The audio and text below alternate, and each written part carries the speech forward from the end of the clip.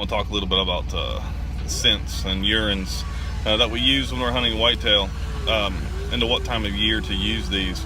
You're not going to be able to put doe and heat out there with you every day, or and expect to draw in every buck in the county. That's not the realistic version of the way that works.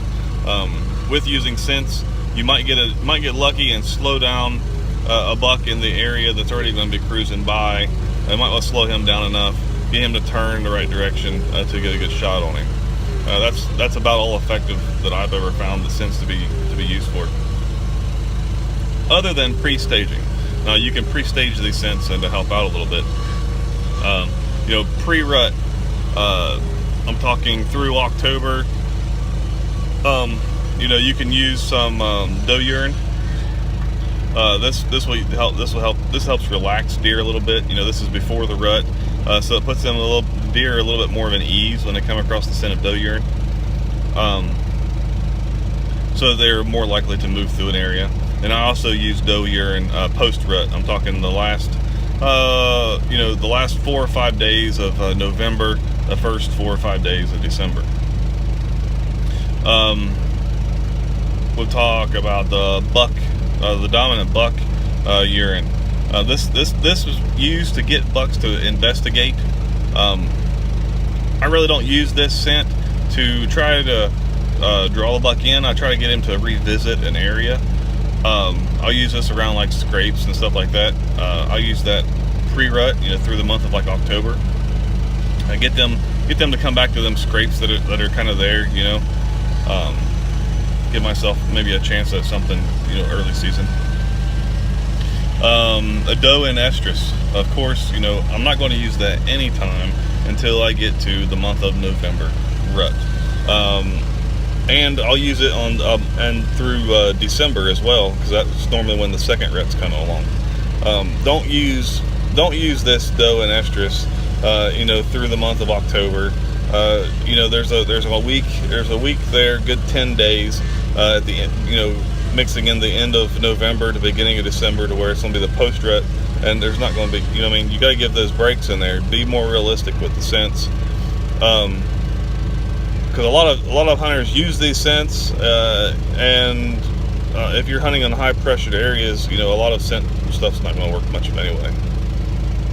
I'll use a drag. If you're going to use these scents, a drag's a good way to use them. You cover a lot more area. You're more likely to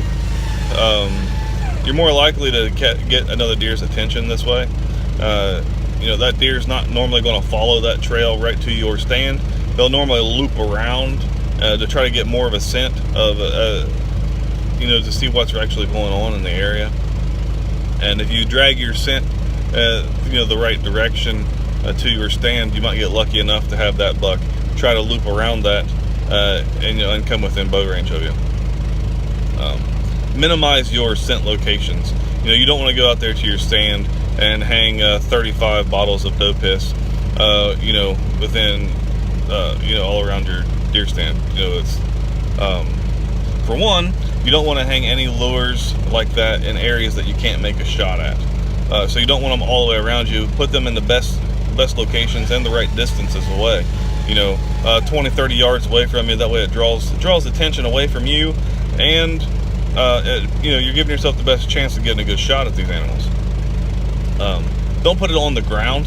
Put it on wicks, nice good wicks that aren't contaminated with your own scent, so that and hang them in the air. You'll cover more ground hanging them in the air and let that scent go through, letting that scent travel. It's more realistic for those scents to be on the ground, but you're trying to give yourself the best chance as to reaching out there a little bit. So keep that in mind. If you're going to use decals. If you're going to use decoys, a good standing feeding doe, good to use pre-rut and post-rut.